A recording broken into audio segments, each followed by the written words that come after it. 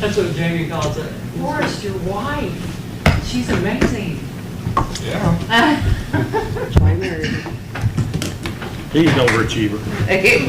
We're good.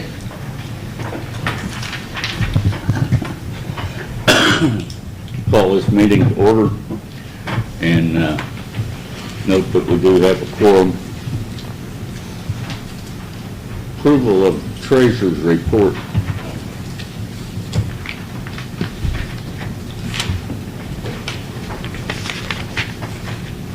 Everybody had a chance to look at that.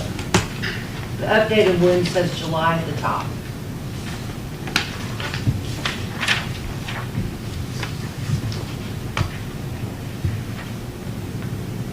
The balances that are shown are what we have on hand before making the bond payments. Is that correct? No, I made the bond payments. So that's after making the bond payment? Yes, So like for the southeast downtown TIF, where it says the bond payment and the DC developed, both of those payments have come out, correct, and that's the resulting balance. correct. And should I assume from this report that we have no outstanding bills? Correct. Okay. So we've got about $800,000 available. Yes, but minus your obligations. Everything's obligated, yeah. That's not reflecting in this current balance? I don't have, no.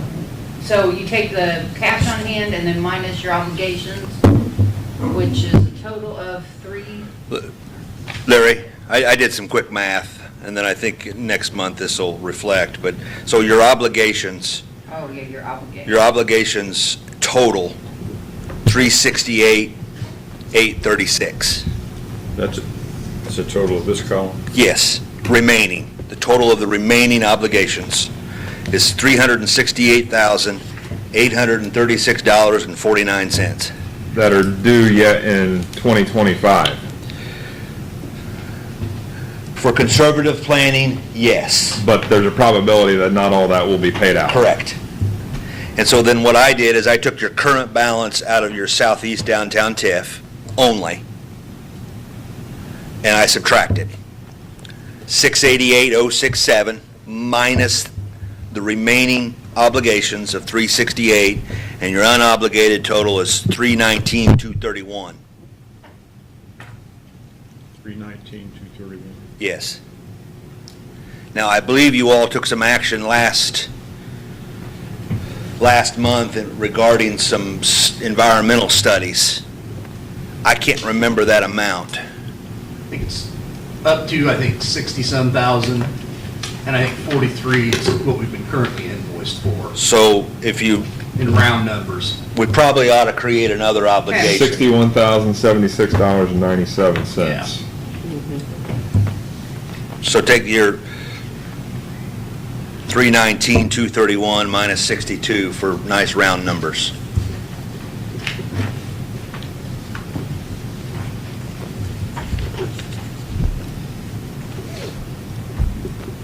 So actually, going forward, would it be possible to put a third column out here, just subtotaling what those obligations are? Sure. So we don't have to go through and do the rough math each month? Yeah, just give us a,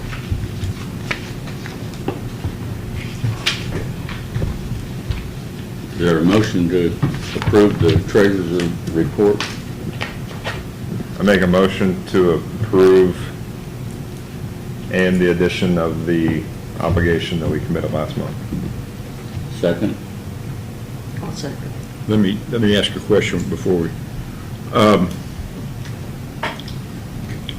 this approximately $260,000 that we've got available, that's commingled with the city's general account, right? Still. So we don't have our own account set up yet. That's all. That answers my question. And it informs my vote.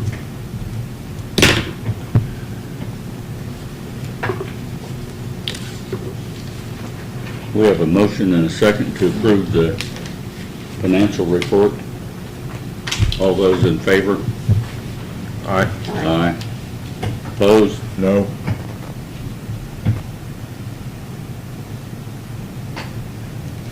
And the minutes of the last meeting?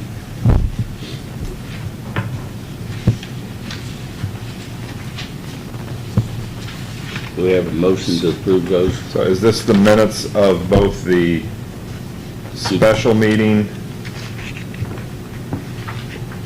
and the May meeting? Yeah. Yeah. Yep.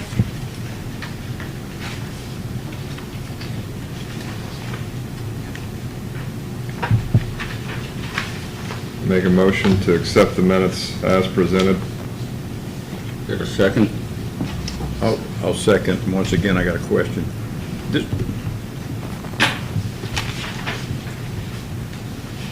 This would appear to be the minutes of the special meeting only.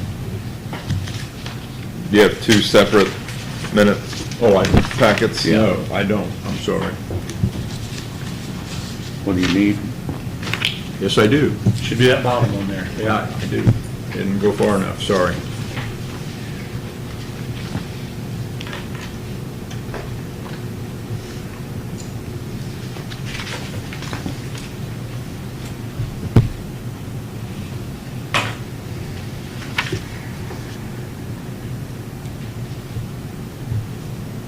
Okay. And a motion to approve the minutes. All those in favor? Aye. Aye. Aye. Aye. Opposed? Carried. Now, approval of claim, we don't have any claims to approve, do Well, we? it's the one I gave you to Yeah. look at. That's the only one. Okay.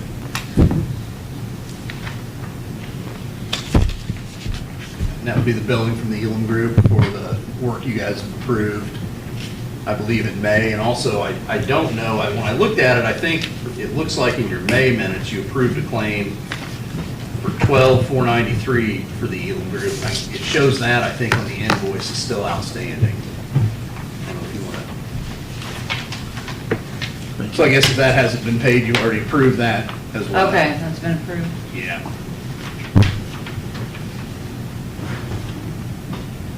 So I think the total amount's around 43,000. Okay. What was that, the Elm? Elam Group, yeah.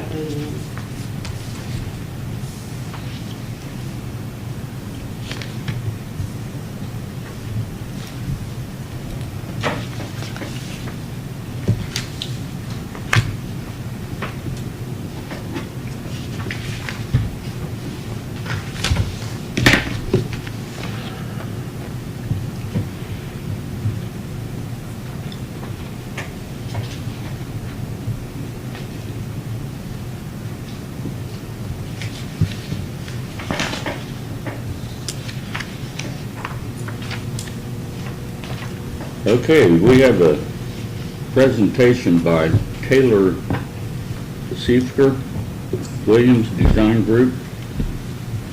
Yes. Good morning. Morning. Thank you for allowing a few minutes for me to present an update on the downtown master plan that we've been working on for the city of Newcastle. So I'm Scott Siefker with Taylor Siefker Williams Design Group. We are the consultant group that has been working with the city and Main Street organization on the preparation of the master plan for the past year or so. So today, we just wanted to provide just an informational update regarding kind of what that process was and what some of the outcomes and key findings were as part of the planning process overall. So in terms of the kind of the information here on my presentation on the screen behind you, I'll highlight a few of the kind of the past kind of projects, what led up to this process, and then just a little bit of an overview, if you get a chance to review the plan document itself, what's included in the information within the final master plan report. So the City of Newcastle last time completed their master plan for the downtown in 2014. And as planners, we always say, you know, we want to revisit things and make sure that documents, plans, initiatives, just like with your own business plan or personal, you know, home plan or what have you, that they are usable, that they are up to date, that they contain relevant and pertinent information. And so after 10 years or so, it's time to kind of revisit the kind of the master plan and look at the strategies and the initiatives and see what still makes sense, maybe what current market conditions or social conditions need to be reflected and updated accordingly. So in 2020, the Main Street organization prepared a strategic plan that was sort of an interim, if you will, update that was really focused on guidance of leadership and an overall organizational structure within the organization. In 2013, the city was awarded a $2 million Preserving Main Street Community Development Block Grant, which you're probably all familiar with that particular initiative. And as part of that program, supported by the Indiana Office of Community and Rural Affairs and Indiana Landmarks and Humanities, this particular initiative came out of. So it was helped and supported by that particular Preserving Main Street Community Development Block Grant as well. So this particular effort began, as I said, a year or so ago. We've been working over the past several months, talking to a lot of community stakeholders, business leaders, downtown residents, etc., as part of the development of the master plan over the last 12 months. We facilitated a 4-phase process that I'll highlight here in just a few seconds. But really, again, I want to reinforce that process did include a lot of community conversation and outreach to develop kind of the strategic initiatives that are documented as part of the final master plan. Fundamentally, we see that this really should be used as a guidebook, or you think of as a blueprint, again, as any kind of good plan is. Things need to be perhaps updated or changed accordingly, but it provides a good sort of foundation, again, in terms of a snapshot of where we are today in the downtown, and currently documenting where we want to go in the future. Additionally to the kind of the input process as far as specifically related to this particular downtown initiative, there are several other key documents and pertinent information that we wove into the plan. That ranges from the Newcastle Bike and Ped Plan, the Housing and Livability Study, and then certainly the Main Street approach and the Main Street strategies that Newcastle Main Street continues to implement and reinforce as part of their strategic organizational process. As I mentioned, our planning process was divided into 4 phases over the period. We began with kind of an initial education and inform of ourselves in terms of understanding kind of the community snapshot of where we are today. So that included a wide kind of documentation of demographics, economic condition review, market condition review in the downtown, as well as the broader community. We then moved into what we called the idea creation. So we looked at beginning to kind of take those big ideas and understand what those were. So we were informed by a variety of input tools and techniques. We had a project website. We did some survey work, both from businesses, property owners, as well as the public participated in those, which allowed us then to move into phase 3, the strategy development. So kind of taking all the big ideas that people kind of came up with and putting them into some like-minded sort of categories or topical issues. And then we refined those and created an implementation or action plan at the end of phase 4. So kind of, again, that documentation roadmap of the who, what, when, where, timeline, et cetera, of how to move some of the ideas and recommendations that came from the community conversations forward. A little snapshot here in terms of some engagement. I know it's a little difficult to read, but I think a couple of the highlights in terms of some of the community engagement was that a reinforcement of kind of the input from whether it be the public or the business surveys or the resident surveys. The quality of buildings in downtown was critically important. Looking at, again, continued activation of vacant buildings and storefronts was seemed as viable. And then there were a lot of comments regarding just general community amenities, landscape beautification, active space connectivity. And so that kind of character of the downtown often came up as well as certainly things that continue to support and invest in terms of those kind of quality of placemaking amenity initiatives. Study area. Kind of highlighted there. It's a little bit sort of jagged, but in general terms, we kind of go from Spring Street to Lincoln Street, and then 11th Street to 19th Street. So that's kind of our broad sort of area that we were looking at, sort of with the downtown core and some of the adjacent downtown neighborhoods. When we started then to develop and synthesize kind of the recommendations into some core sort of meaningful content, we looked at creating kind of, again, an overall vision or mission statement as part of the plan, and then 5 key community goals or downtown commitments, as we called them, that then we were able to structure the recommendations or the action items under. So those 5 categories included elements related to business, housing, connectivity or connections, activities, so again, those programming or marketing kind of activities within the downtown, and then leadership or organizational structure.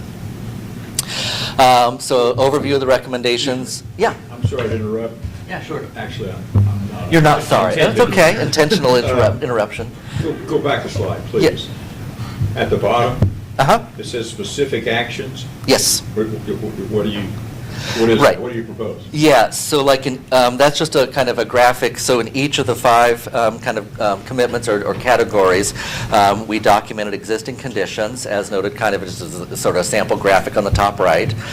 In the middle, kind of then we highlighted some proposed improvements, and those could be either geographically based, as the map is maybe showing, or perhaps just action-oriented, maybe not necessarily a specific geographic location. And then those specific actions sometimes included, if they were physically related, we recreated some illustrative graphics to sort of highlight what that could look like or what that could be. So the samples on there is a residential program on the bottom right, and a wayfinding initiative in downtown is the graphic on the left. And so those are just sample graphics from the kind of highlighting like what would be included when you flip through the actual report, kind of some samples of what some of those existing conditions, proposed improvements, or actions, and how they were illustrated in the document. Thank you. Yeah. So some overview of the recommendations. Again, there was more than 24 recommendations, again, scattered through those 5 categories, included as part of the plan. Highlighted again a couple of them, again reinforcing some of the input that we received. And so you will note recommendations that, for instance, in the business category, the business goal, provide continued funding to the Building Renovation Assistance Program, which again you all are familiar with, to things like in the connectivity program, or connectivity initiative, talking about accessibility and enhancement of pedestrian infrastructure, looking at the creation and implementation of a community wayfinding, so again, one of those graphics that you just commented on, and that's an activity actually in terms of things on the action steps that are moving forward. So the city is currently already working on updating and creating a comprehensive wayfinding program that's already initiative from this plan that is moving forward. So there's a variety, again, of recommendations that kind of, again, highlight the community input and are organized in each of the sort of the 5 categories. And if I just give you a little bit of orientation to, if you have a chance, if you haven't already, to look at the final master plan, it is available online and at the Main Street office as well. So the kind of some of the spreads that I've taken from the master plan itself, when you get a chance to look at it.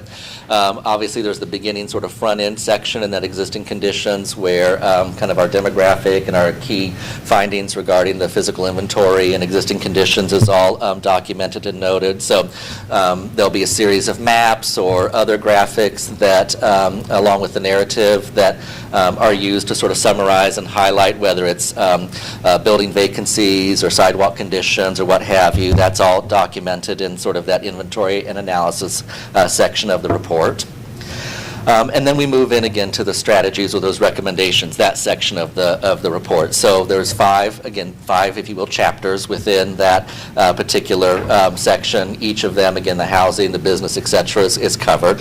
So my sample spread that's on the graphic here is from the housing chapter, but they're all set up the same way.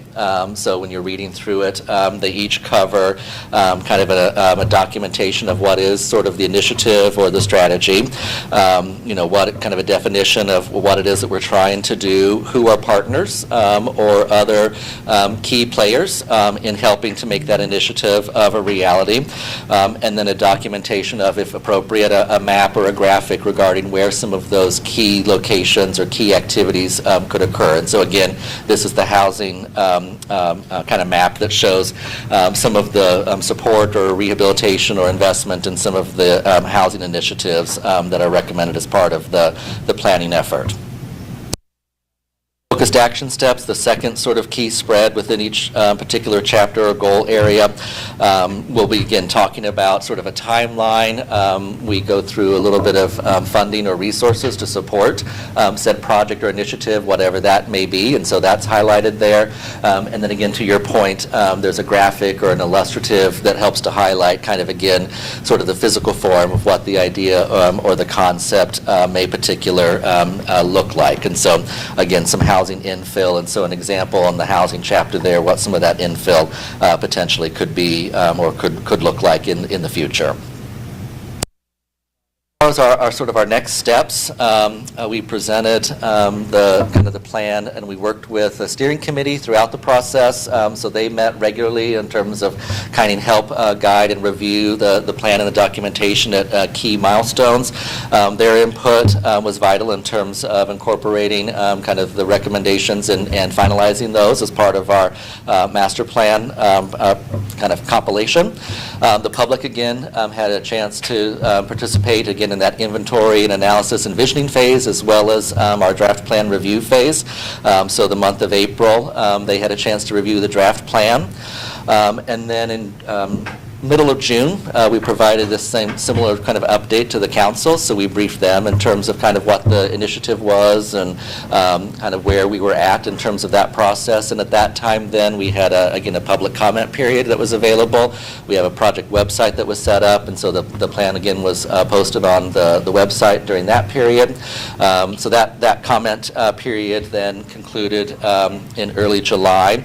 And then we were able to sort of finalize the plan and make that deliverable to Main Street, and the final plan is again available on the project website online. So again, today we're providing this kind of overview or introduction to the Redevelopment Commission. So again, you're all aware of the tool that the city and Main Street has and what they've been kind of developing as part of their strategic initiative in the development of the master plan over the last year or so. So I appreciate a few moments of your time this morning to introduce you to this and to, again, provide you with a little bit of background information. And if you have any more questions regarding the particular process, I'd be happy to address those. Did you bring copies for us? I do have one, and as I said, it's online. And then Emily at the Main Street office has other hard copies as well. Yep, so I can leave this, with... Does that show me, if we implement all the strategies that you suggest, does that show me what Newcastle downtown will look like? It does. Yep, we have a Great. variety of those categories, correct. Yeah, yep, absolutely. You Yep. stopped at 11th Street. Yeah, that's just kind of our rough boundary. Why did you go down to Road 3? Well, Commercial all the way, Yeah, I think the kind of the core focus, they wanted to really focus on sort of the downtown core. I'm not exactly sure why we kind of created sort of the boundaries in terms of the areas that we did, although we wanted to make sure we kept it focused. And so the broader that we spread it out, kind of the more we were losing sort of the downtown core focus. Scott, what were the themes of the public comments that were provided? Yeah, a lot of that, again, had to deal with kind of use of the downtown, so public space, activating public space, making sure that there were amenities in the downtown for activities, marketing, programming, et cetera. People like to come, but they want a reason to come, was what we heard. And so that was kind of critically important. Things like right? Like, so, you know, the farmer's market, those kind of things were highlighted as key highlights of, you know, kind of a reason to come downtown other than for like institutional, like, you know, governmental business or what have you. And so those were highlights, and, you know, encouraging more of that, I think, was important. General, when we kind of did actually move beyond sort of the key core, some things regarding like just better sidewalk or connectivity in and around the downtown for mobility purposes was something that folks, I think, also highlighted. And then in terms of maybe some bricks and mortar type projects, the continued activation and encouragement of some mixed use, so residential within the downtown on your second or third floors on some of those structures or buildings. That kind of thing was something that I think folks also highlighted as opportunities. Thank you. Other questions? Well, I can leave this here. You can all pass it around, and as I said, Emily has more hard copies like that. correct. Yep, she does, and as I said, it's also online as well. So, Well, you got some old dogs in this room that want the like hard new copy? tricks. I like the hard copy too, I gotta say. It is nice because, yeah, seasoned, yeah. So, Good word. good word, yeah.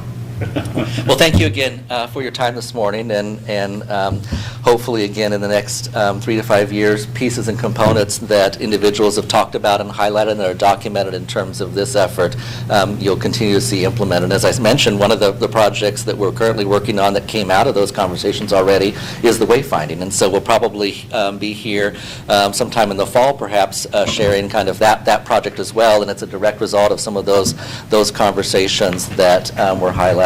You already have suggestions put together for wayfinding? It's being developed currently, yep. But I think that's an exciting thing to kind of share, because things, you know, there's a variety of recommendations in the plan, right? And one of them, I mean, many others are probably too, but that's one example that I'm obviously aware of that is already moving forward as an action item, so. That's been moving forward since 2012. I'm getting tired of hearing it. We either need to Well, get off the block. it's coming, right? Yep. Yeah. We need to do something about it. It's an exciting plan, it really Yeah. is, and it's plan, it's an implementation in terms of phase 1 implementation, put these signs here, phase 2, put these signs here, here's what the sign should look like, here's what the sign should say. Yep. We've talked and talked and talked. It's time we do something about that. It's, If we implement all of the strategies that are suggested in here, do you have any idea what we'll spend? I think that's a hard, because some things, again, are program-related, some things are bricks and mortar construction-related, so there isn't cost estimates per se for a particular project, so I would be hesitant to say like, oh, it's X amount of $1 million, but I think that what I would say is that the ideas of recognizing key strategic partners, it's not the cities to do alone. And that's, I think, fundamentally that, you know, another thing that came out of the process was that there are key partners and other programs, whether it's a programming or a marketing project or a bricks and mortar project, a housing project, or what have you. And some things are policy, right? And that doesn't take a whole lot of funds. So I don't know that there's a specific dollar amount per se, but I think any kind of local investment or public investment, the idea is that it's leveraging, you know, so if $1 goes in, $3 are leveraged out. Those are the kind of things that I think would be hopeful as part of implementation. So I think that's sort of how I would sort of view it versus what I would say now in terms of a cost of something. If you're actually doing it 5 years from now, that cost may be totally out of date anyway, you know, kind of thing. So Any estimates on percentage of public versus private investment? Again, depends on what the 50/50, project is. Right. 30/70? Right, so if it's a housing project, it's probably more in that kind of range, but if it's a programmatic or a policy thing, it's probably flip-flopped. So it just depends again on which category it falls in. Mhm. If you prioritize, you ought to do this first, then you ought to Yep, do so this. that is in there in terms of some prioritization, in terms of some action steps, correct, yep. So there are kind of the key sort of things to focus on, and then perhaps some supporting initiatives that help move the concept forward as well. But, yep, some priority action steps are included in there, yep.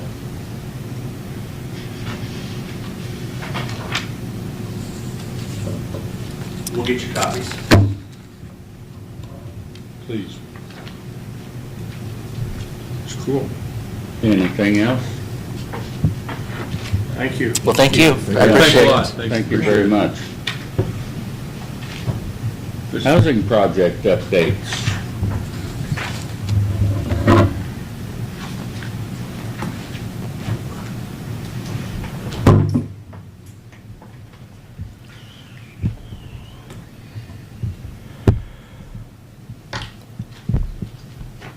So, at your special meeting, you authorized the use of build, operate, transfer as a procurement method. And I told you then that we may not use it. We're not using it. The state blessed the EDC bond process. EDC stands for Economic Development Commission, and it is a process. It also is a procurement method, a way to deliver public funds, both ready and, in this case, county food and beverage funds, and also city redevelopment funds, into a public-private partnership. And so we wanted to be prepared to go either route. We presented both procurement methods. When I say we, Lisa Lee wrote an email and said, here's one method, here's the statutory, provisions, here's the second method, here's the statutory provisions. Which one do you want us to use? We don't want to use both.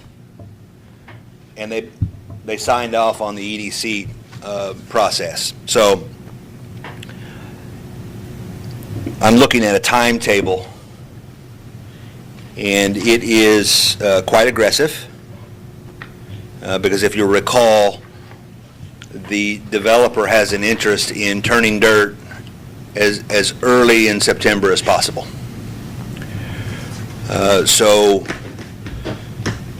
at the August 4th City Council meeting, the loan ordinance and loan agreement and promissory note will be presented. I told you this is an EDC bond process. It is an EDC bond process, but no bond will be issued. At the end, it is a forgivable loan.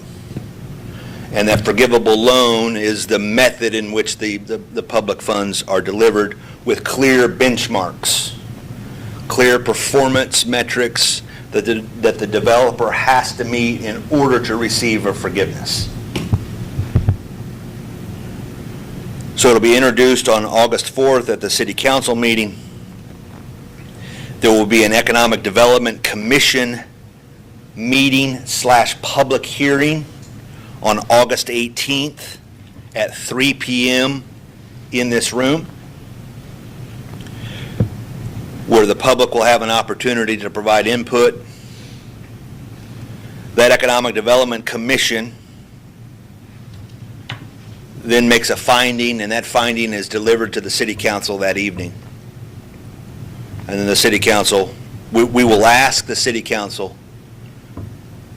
to have second and third reading on that night. Obviously, they can choose not to, but when it is introduced on August 4th, we'll lay out the preferred timeline and tell them why we want them to take two votes on August 18th. And then basically, by the end of August, the loan documents can be executed and the project can move forward. So that's the timetable. Simultaneously, we are running down final approval on the ready funds. I reported to you recently, and I can't remember whether it was your special meeting or your meeting back in May, but we have what's known as a pre-commitment on the Ready 2 funds for this project, and that allows us to move forward with a high degree of confidence. We always knew that there was going to be an additional process after the pre-commitment, and we're moving through that process now. I'm going to share some numbers with you, but if you write these numbers down, I want you to write them down in pencil. Because what I understood last week is not what it is this week, okay? So right now, it's $3 million of ready funds and $1 million of food and beverage.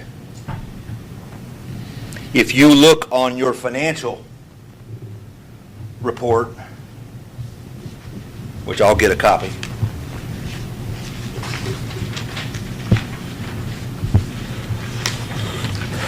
the last line in your project obligation, ready housing infrastructure, $90,275.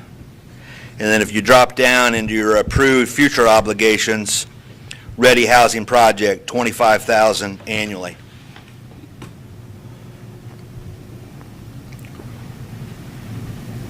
Those two buckets on your financial sheet,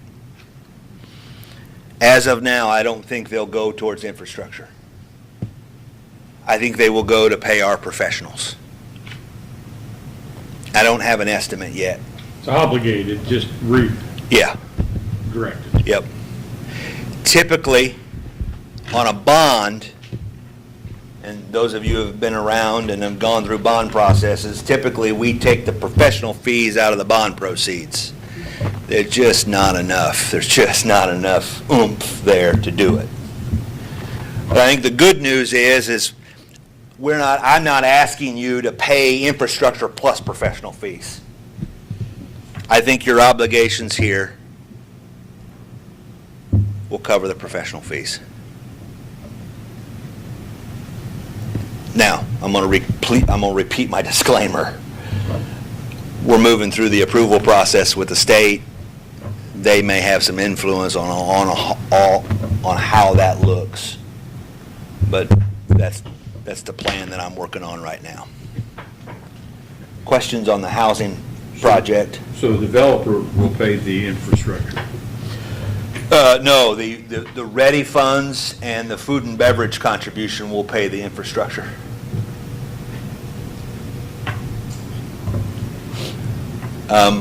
It is a $4 million public infrastructure to leverage, in round figures, just under $15 million of home construction. It's 85 homes over the next 3 to 4 years. If all the dominoes line up and they fall the way they're supposed to, homes will start coming out of the ground late spring of next year. And they'll just keep building. Obviously subject to market, subject to demand, but I'm not the one that come up with that schedule.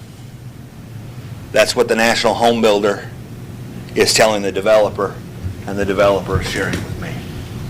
So in terms of the aggressive construction schedule, both on the public infrastructure and on the home construction, that is all being driven by the National Home Builder, who sees something in our market, at least thus far, to warrant very quick action on this project. And locally, do the real estate professionals agree with that National Home Builder I don't know. estimate? I don't know. I know that the real estate professionals say they need product, and in that price point, there's not much available, and it doesn't last very long. But I don't know.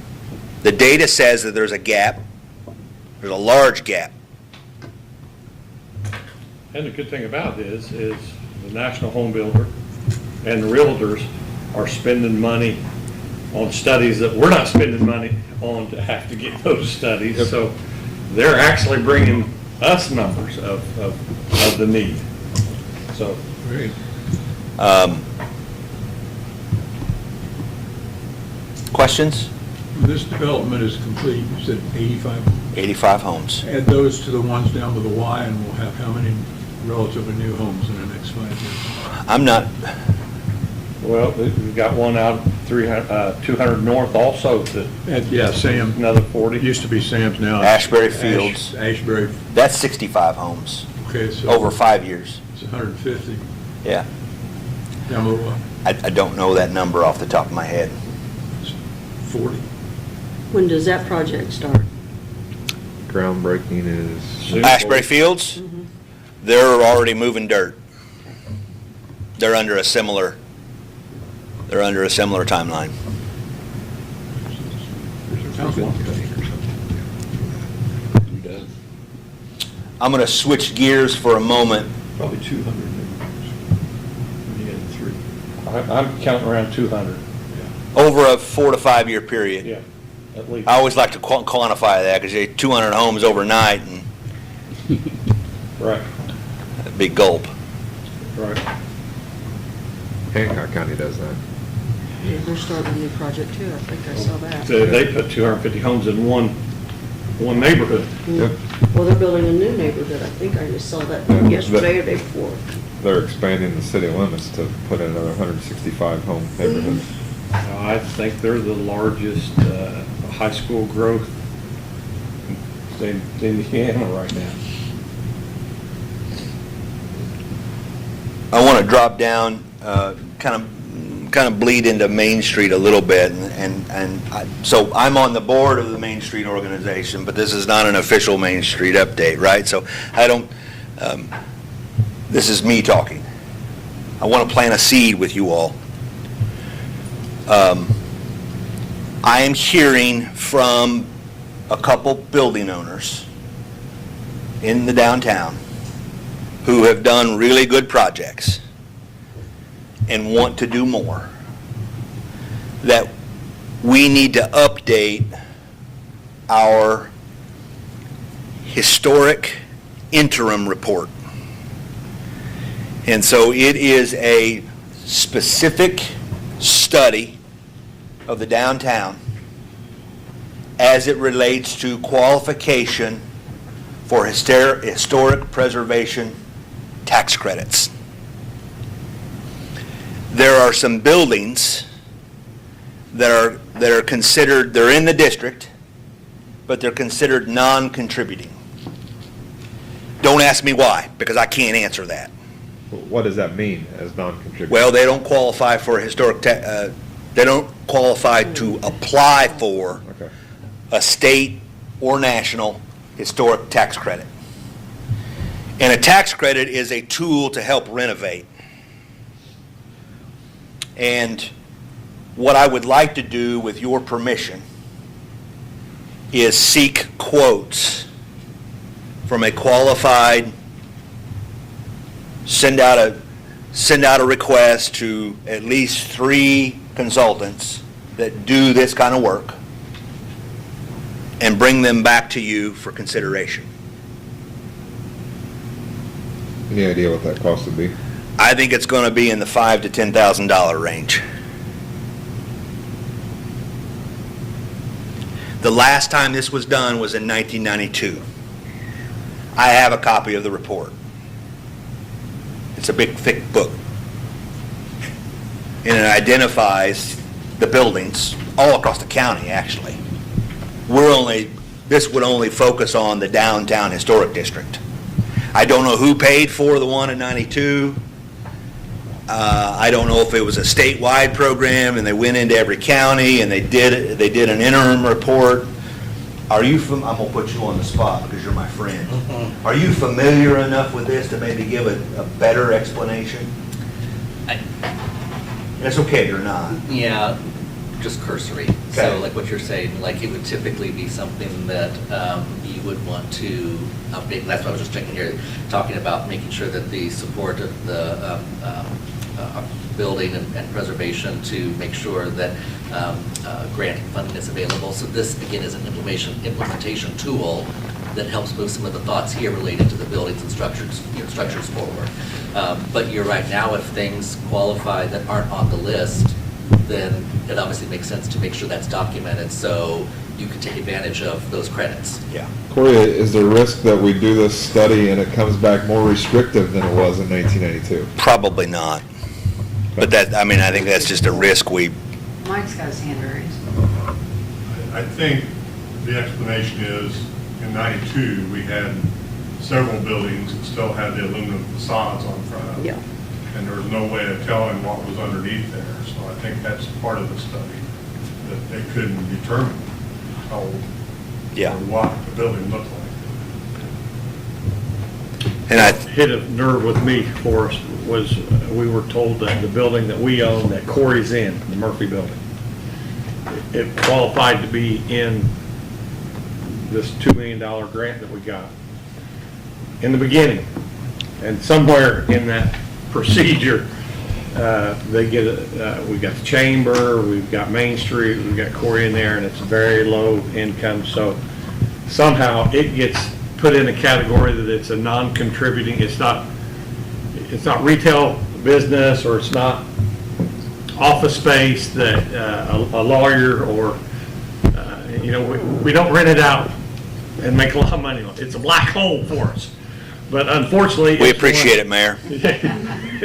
But unfortunately, it's becoming one of the worst looking facades. It's outdated. It needs to be updated. We've painted the bottom of it just to try to make it look a little better. But the whole building needs work. But it is, Main and Broad Street, it is a non-contributing property for some reason. Are you open to potentially participating?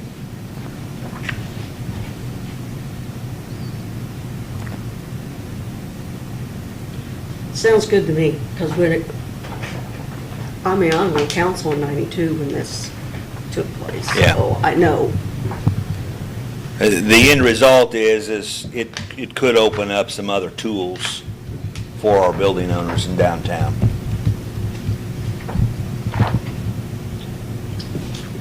If it helps our building owners, I'm for it. Okay. Me too. Well, I'll work to get some quotes, and this will be a topic at a future meeting. Do you need a motion for that? To move forward, Just a verbal, or? I mean, is there consensus? Yeah, I think if there's Yeah. consensus, we're okay. Okay. Thank you. Main Street report. BRAP update. Anybody have anything with that? let me comment, and I know Emily's not here, I got her email, but the planters that are around downtown, Yes. they look great. Thank you. I had nothing to do with it. I understand, I assume. I can see that. Right, exactly. No, that is a project managed by Main Street, Would you carry that? absolutely, through private contributions. You're in the same building. I am in the same building, You could drop that off as you walk by. yeah. Now, part of the private contributions, that, does Webb's then maintain that? Yes. Okay. Yes. So Main Street coordinates it and is the administrative aspect of it, solicits donations and contributions to maintain the flowers. And yes, they look They fantastic. look great. Yeah, I do too. And there'll also be updated banners with sponsors' names on them, which also, those monies contribute to keeping on the flowers. Scott Frost is a board member and an active committee member and volunteer on Main Street. You ask about BRAP, and that's why I got up. I represent this commission on BRAP. We met, we awarded, but don't ask me any other details. No, under what you obligated. How many projects were presented this time versus how many were approved? I'm sorry.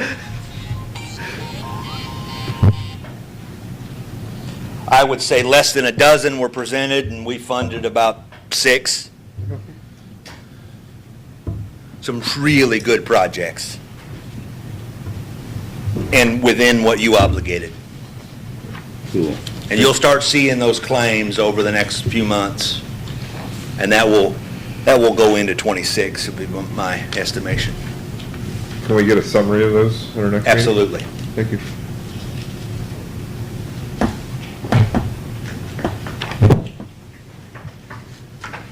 Anything else?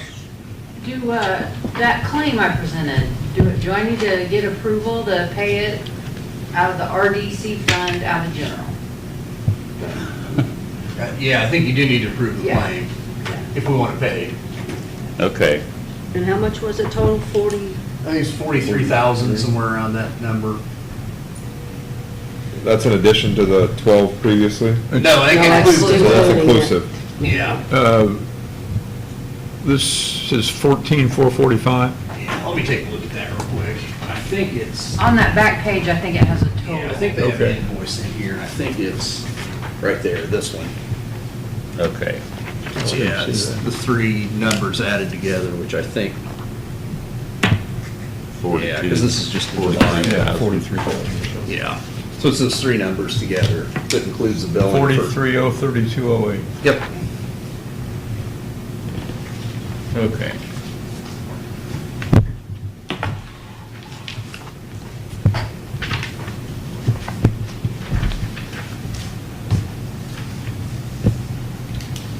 That number. Yeah. We need a motion to approve the claim? Yeah, we need a motion. We got the money? Looks like it. Yeah, I think after our obligations have been, that, you said what, about 252, 253 we have. So I think we ought to pay our bills. We made them, we need to pay them. Is there a second? I'll second. Those in favor? Aye. Aye. Those opposed? Carried.